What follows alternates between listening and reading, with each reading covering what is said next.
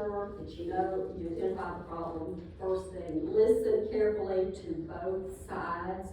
Treat the people as people. And sometimes identifying the problem may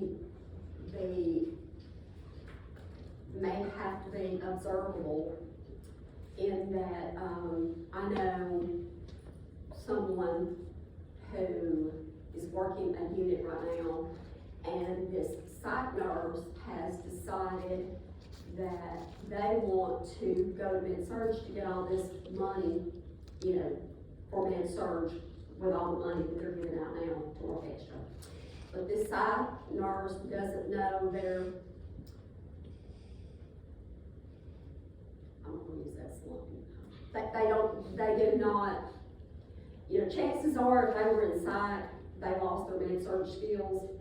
So, their patients are not being taken care of as well as they should be. And there's just a lot of some huge issues. And identifying the problem, you know, right now you cannot train someone to be a med-surg nurse that's been a psych nurse since they were out of school, and then they're like my age. I don't know what they would do about that. I really don't. But it's a big issue. And of course, exploring options for joint decisions. That's why also when you have conflict, you know, you follow the chain of command.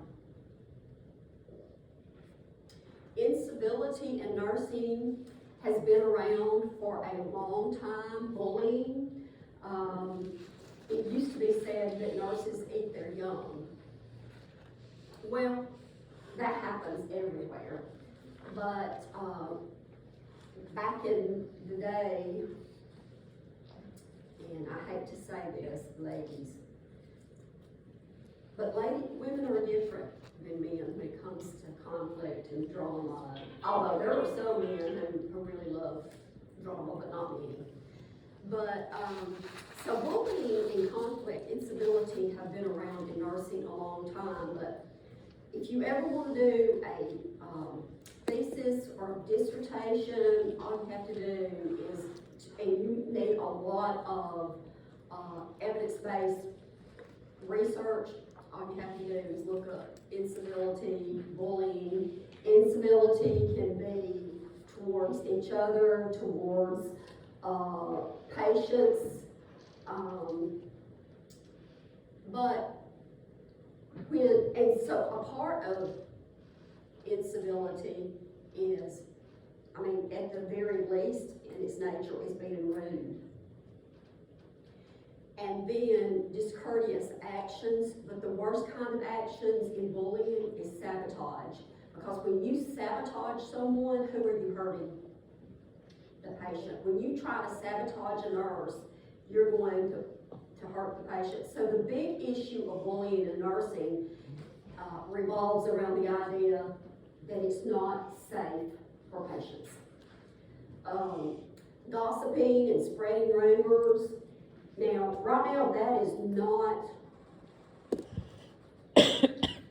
not going on as much because nurses are working their tails off. There's no time for that. But you talking about a rumor mill? A hospital can be a rumor mill where, you know, something small turns into this big snowball. Somebody sneezes, and the next thing you know, they got COVID or worse. But anyway, so when you get involved in gossiping and rumor spreading in any organization, and it's very difficult not to. But just remember that if you're talking about something and it is not fact, then it can be an issue. But even if it is fact, you need to watch what you're saying. Name calling. So who called Brian Brandon? Me. It's like, you know, I can remember my daughter, she didn't want to be in the popular group at high school, and she said, yeah, they just have a different culture. She said, you know, they'll be walking around calling each other hoes. And I said, well, what's a hoe? And then when she told me, I said, oh my goodness. I said, in my day, those were fighting words if you called somebody that. You know? So, but now, you know, using a condescending tone, like, you know, I had a nurse once, a coworker, she told me, we need to go out in the parking lot and resolve this. Oh, wow. And I was much smarter than her. But the other thing is the idiot was like 6 months pregnant.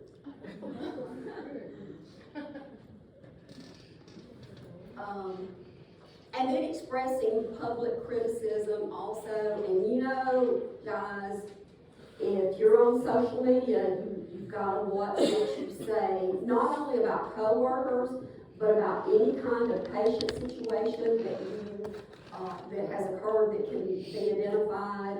And it's like me, my workplace on my social media is that I'm faculty at the School of Hard Knocks. I am not associated with any school. So therefore, if I say anything, they can't say, well, you know, you've represented yourself as an employee of this organization. So I do not do that, and I refrain from, you know, talking about any kind of situation. But I have seen people on Facebook do that. Now, that has been years ago, and I'm sure many people have lost their jobs or whatever, but it could have been worse than that. I can remember this hospital had to fire an employee who was a very good employee, but she went to church and asked for prayer for a church member who was in the hospital. And you know, that's a HIPAA violation, but she didn't think anything about it. So, and then one of our staff members, while they were at clinical, had heard some news about somebody, and all she put was just to ask for prayers. Well, another one of our people knew that she was at clinical and that she was on Facebook, and she was reported and written up. So, but again, workplace violence, and I think I told you about the former student who felt like she was being bullied by the night shift nurse, and she probably was, but the thing is that she took it on her own to resolve the conflict and went up and confronted the person and shook her finger in that person's face. So she was in the wrong by doing that, getting into that person's personal space, and guess what happened to her? She was the one that was terminated. But bullying is huge, and now, or they were doing this before COVID caused so many issues, they would refer to new graduates as our baby nurses, and it was an endearing term to, you know, say we want to coddle our baby nurses. So that was a lot better, and it went around as an endearing term in that take care of our babies until we get them to a full-grown nurse. We don't want to run them off. So I don't know if they're still using that, but I heard that term quite a bit, and then I realized what they were doing with that term was trying to get everyone in that mind frame to think that when this new nurse is having issues or doesn't know something, don't laugh at her, don't make, you know, fun of her or make rude comments. She's our baby nurse. He or she is our baby nurse, and we need to coddle them until they feel comfortable. And I did like that that way to fight incivility for the new graduates, towards the new graduates. But you can go on any research site and find plenty of articles about bullying and incivility in nursing. Not just in nursing, but everywhere. But we're concerned more with it in nursing. It's in nursing education. The students towards the instructors, instructors towards the students, instructors towards one another. So it is everywhere.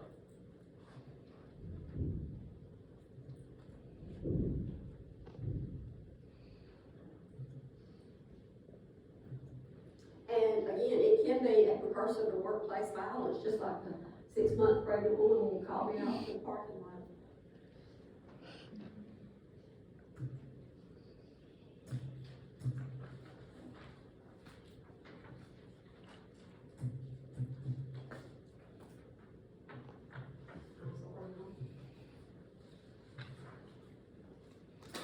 So, the ANA, you know, the ANA, what else did the ANA come out with? Standards of nursing. Well, no, the Nurse Practice Act, the Code of Ethics for nursing. So thank you for speaking up, but yes, they do have a statement on the standards, but you know, who is the authority on those standards? The state. State, Board of Nursing with their Nurse Practice Act. But, the American Nurses Association, which is the most powerful organization in nursing, they too have, you know, they have a code of ethics for nurses, and then they have the interpretive statements that are required. And that's to create an ethical environment with a culture of civility, kindness. How many of you have ever heard of a magnet hospital? I've heard of it, but I'm not 100% sure what it means. UAB is the only magnet hospital in Alabama, and there used to be a commercial on TV about cheese, I think it was, and how good the cheese was, and it's because that cheese came from Happy Cows, and those Happy Cows were in California. Well, I'm not comparing nurses to cows, but Magnet Hospital feels the same way, that happy nurses are nurses that provide the safest care. And so to be a magnet hospital, you have to have a very low turnover of nurses. You also have to, and for that low turnover of nurses, you have to have incentive more than, you know, this new COVID money that's coming out. But the incentive is the chance, the opportunity to, you know, at UAB, to go back and get your BSN, they pay for it. Of course, most hospitals are doing that now for recruiting, but this was back in the day when hospitals didn't do this. But UAB did this. They also had a clinical nurse specialist on the unit that would help with the higher acuity patients, taking care of them. When I was over there 20 years ago, and my preceptor and I would go out to eat, and I would see the nurses out at these restaurants going through the line, and I said, what is going on here? And she said, yes, each nurse gets an hour for lunch. So, and when I would arrive at 7 o'clock in the morning, I'd be sitting out in the parking deck, and you would see a mass exodus of the night shift nurses leaving, meaning they were staying over, having to, you know, finish charts and troubleshoot. And then, so, you know, it's a very difficult, it's a great credential to have, and it's very difficult to get. So you pretty much have to be a rich hospital to be able to hire the support staff and the nurses, and then also they would have education series where you would leave the unit and someone would watch your patients, and you go have educational updates, and just a lot of different things that they do, and they still are a magnet hospital. So.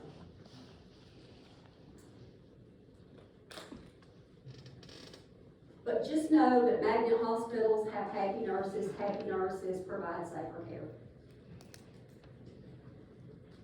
Sexual harassment in nursing,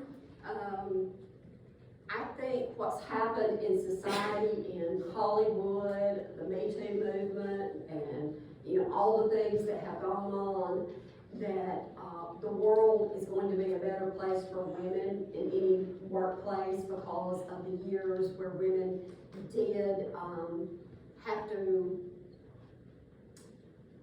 be nicer to male bosses, maybe even, I don't know what they might have done. But anyway, that's not the situation anymore, and sexual harassment is not just a joke between the good old guys anymore. It is serious sexual harassment in any form. And you know, sexual harassment can be the same, that males can be sexually harassed by female bosses. So it's not just for women, it's for men also, to help protect them too. Zero tolerance.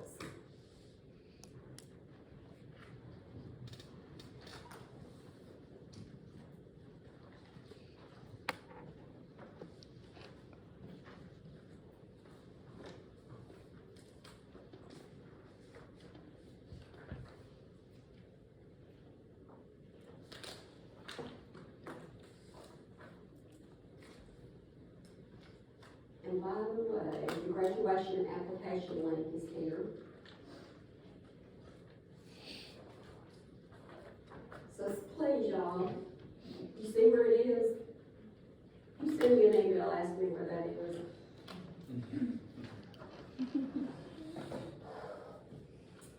I'm just kidding.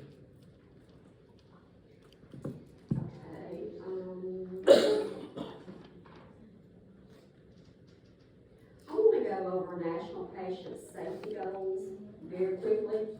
And, they add more to the national patient safety goals. So I don't know about 2022, what they'll have, because of COVID. Who knows what will be added to it. But right now, with the 2021 Hospital National Patient Safety Goals, number one is to identify those patients correctly. Use at least 2 ways to identify patients. And, the name and date, is what I always use.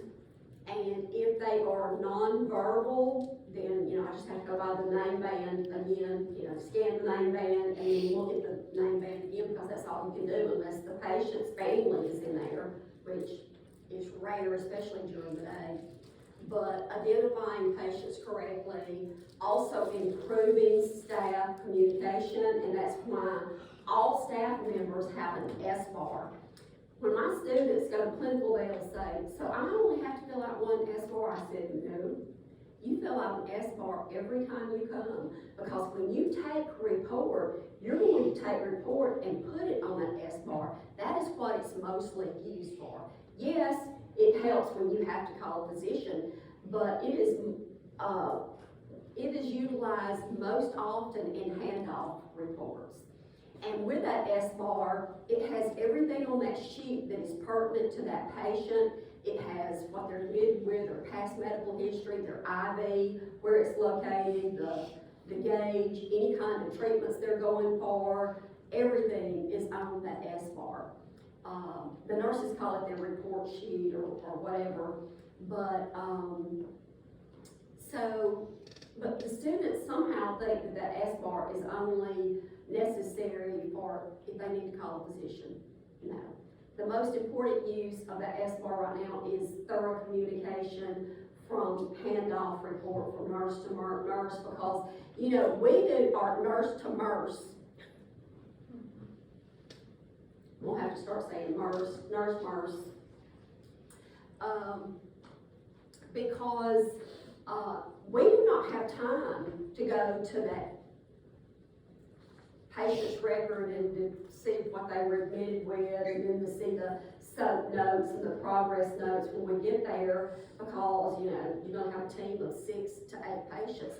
So that is the lifesaver, having all that patient information succinctly in that handoff sheet. But it is also an SBAR. It's the patient's situation right now. It has all their background information. It has their assessment and the recommendation but the SBAR is more, and there's more terms than just SBAR, but again, I tell my students, bring that SBAR every time, and when you get report and put it on that SBAR. You know, patient's diet, their telemetry, what rhythm they've been in, any precautions like, you know, fall precautions or medications, if they're on anticoagulants or whatever, that they may have a sheriff's deputy in the room with them because they're in shackles. I mean, anything is going to be on that information sheet. So again, improving staff communication, and then, of course, using medication safely, and that's what brought out the electronic health record charting WOWs was for safety, and then using alarms safely and medical equipment safely. Years ago, I had put a Holter monitor on a patient, which whenever they called me in to put a Holter monitor on a patient, I would get extremely upset. Because if that patient was in the hospital, they already had telemetry on them, and they had a monitor tech watching their telemetry. So there was an ER physician that if he was on call and somebody came in, he would call in any and everybody that was on call also, just to wake them up during the middle of the night. He just loved to do that. So if a patient came in and they were being admitted with telemetry, he would call me in to put a Holter monitor. And that, now it's called an ambulatory monitor. And all that does is, it's a form of prospective viewing, in that I would take that monitor off the patient, and then I would go put the tape in and then run it for the 24 hours that it was on, and look for any type of dysrhythmias on the patient. So it wasn't anything you could see in real time.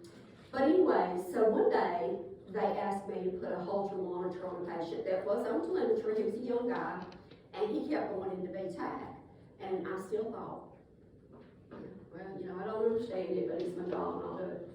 So it was a good thing, I guess, that he had done. So he had been on the step-down unit, cardiac, and then he kept going into VTAC, so they took him down to the ICU unit. Now, this has been 25 years ago. But anyway, someone in the room, monitors were set that if you turn, because it kept, the alarm kept going off in the room, and if you turn that alarm off in the room, and this is how errors are called, and fixed, but, so they turned the monitor off in the room because it kept bugging them, and what they didn't know, when they turned that monitor off in the room, they turned them off even in the, monitor text room. So the guy went into VTAC, and I don't know how long he was in VTAC, but they were unable to resuscitate him this time. So they came to me and they wanted me, I was stress testing, they wanted me to go ahead and run that telemetry, that Holter monitor, to see when that guy went into VTAC. So never, ever, ever turn an alarm off on a piece of equipment, because that's what it's for, it's an alarm. And of course, you know those bed alarms go off a lot with patients, and what you do, you reposition them, and you turn that bed alarm right back on, correct? Because it's a standard at your hospital. And if you go in and this patient's been confused getting out of bed, and you turn that alarm off and you forget, and that patient falls out of bed and sustains an injury or a death, you're gonna have a big issue on your hand. So never, ever, ever turn an alarm off and keep it off. Even on the ventilators, in my day, they were just machines, they were not computers, and you had knobs. So when you were going to pre-oxygenate a patient before you suction them, you would just turn the knob up to 100% O2 and suction them. Well, something might have caught your attention, and then that patient's going to be on 100% O2 until somebody catches it, respiratory therapy or whatever. But now, on the ventilator, there's a little button that you push, and for 2 minutes, it will, pre-oxygenate that patient with 100% oxygen, and then it will go back to their regular settings. Because of things that have happened, used to the PCA pumps they were not on a pump, they were in a little container by the patient's arm or IV, and they would just push this little button for it to give them the medication. Well, then they had incidents, and then they had an incident happen with a physician's assistant.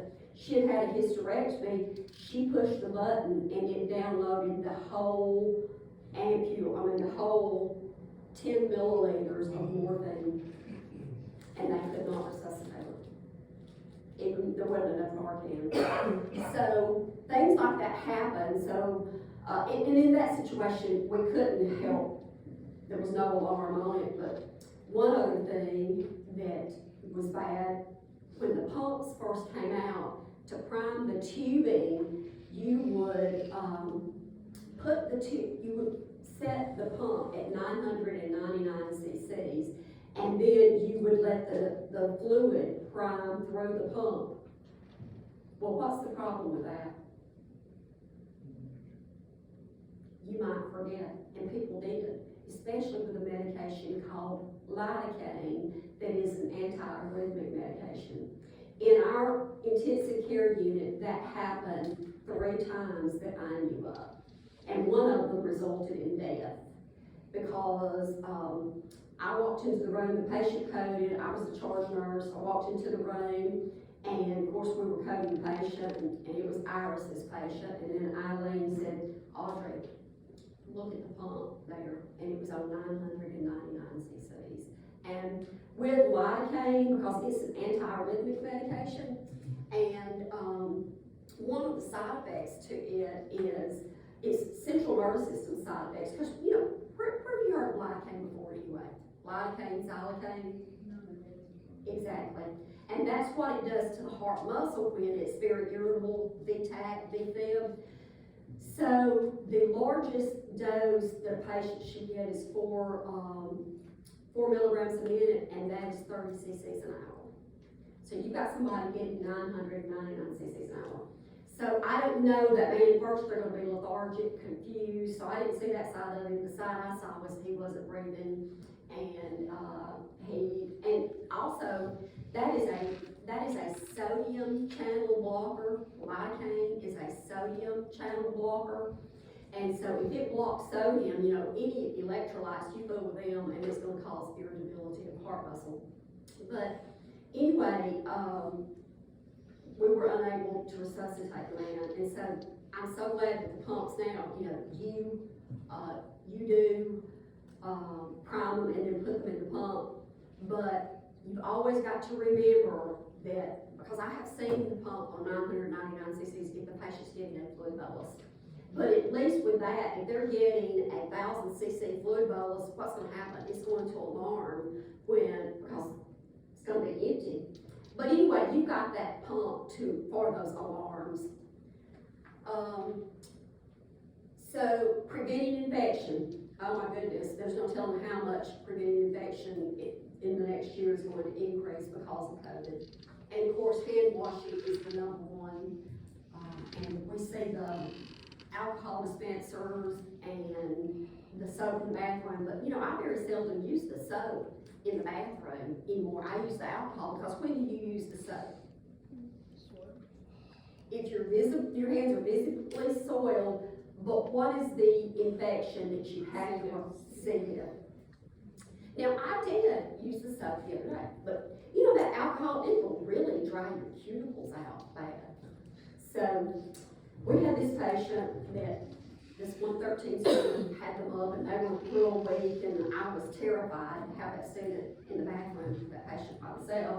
And the patient had ascites, and it was really sad because he developed cirrhosis from unmanaged statin therapy. They never kept up with his liver enzymes. So he developed cirrhosis of a type that is not reversible.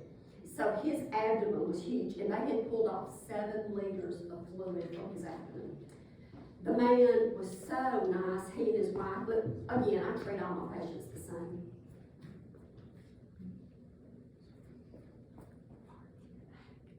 So someone that's driving a black Hyundai, their lights are on, parked in the back. Thank you, Terry. So, y'all, in my day, again, my day, 100 years ago, we didn't use gloves to bathe patients. And even to start IVs, we didn't use gloves. Even though we knew the only risk to bloodborne pathogens was hepatitis B. There was no HIV, hepatitis C. There were no universal precautions. So it took me a long time to use gloves to start an IV. In fact, our nuclear med techs, if I couldn't get an IV, I would get the nuclear med techs to start the IV. So I had this patient, and I started using gloves, but I had this patient, and he was, Bob, he was a good-looking specimen. I wondered why he was having a stress test, but anyway. So he had ropes for veins. So I stuck in blue vein. I stuck in the second time blue vein, and I was absolutely dumbstruck. So I said, Ken, you're gonna have to start his IV. So Ken comes over, they would grab a tourniquet, the angiocath, and an alcohol wrap. So Ken was on his way over, and I looked at the guy and I said, this is just amazing. I said, has anyone else had difficulty starting your IV before? And he said, yeah, the ladies at the AIDS clinic. And so old Ken, he goes like this and turns around and goes, get some gloves. So again, getting back to the student. So she has the patient up in the shower, and I wasn't planning on this, but I saw how weak this man was getting. We even had to put him on a bedside commode as his shower chair. But he was standing up, and so I didn't even think anything about him. I was bathing him, and I was bathing his junk with my bare hands. But I didn't think anything about it, you know? And so I didn't think anything about it. Didn't, because you know, at least I would have thought that for my students, but anyway, so I was just going there, and he said, I want you to take a picture of these 2 pretty women in here giving me a bath. And later I thought, I wonder what he really wanted her to take a picture of. But anyway, so after that, I took my little band off and I scrubbed my hands down good. And I told the student, I said, don't you go tell anybody about that. Yeah, Miss Brady's in there just to get that jump, you know. But y'all, honestly, I did. And you know what?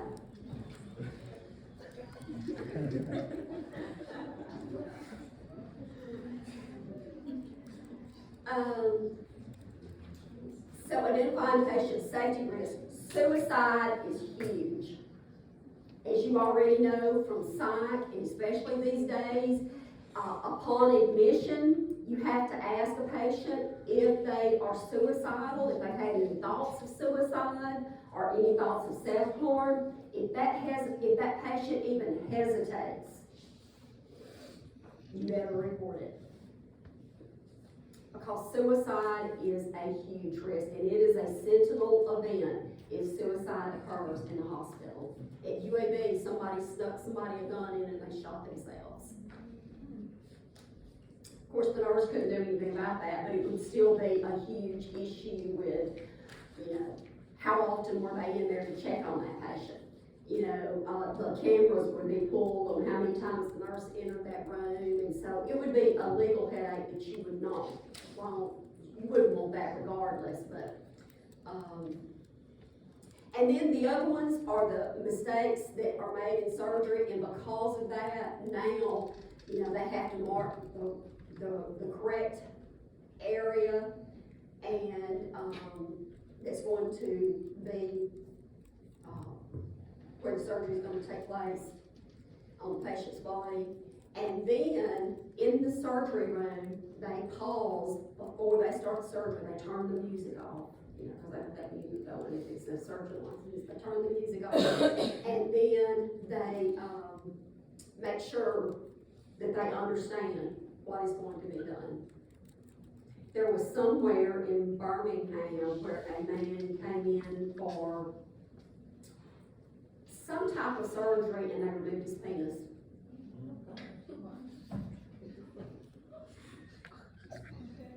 And you can look it up. It was at Brookwood Hospital, but they never said anything about the outcome, but I got a feeling that, you know, that was, they wrote the check on that one. So how could you, you know, okay, he came in to, cause his thumb needs to be, I think that's what it was, his thumb needs to be amputated.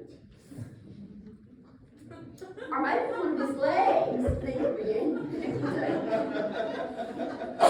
They thought it was the third one.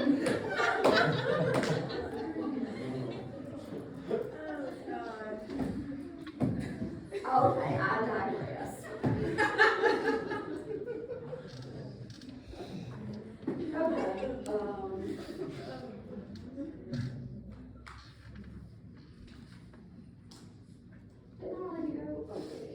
Okay, so now,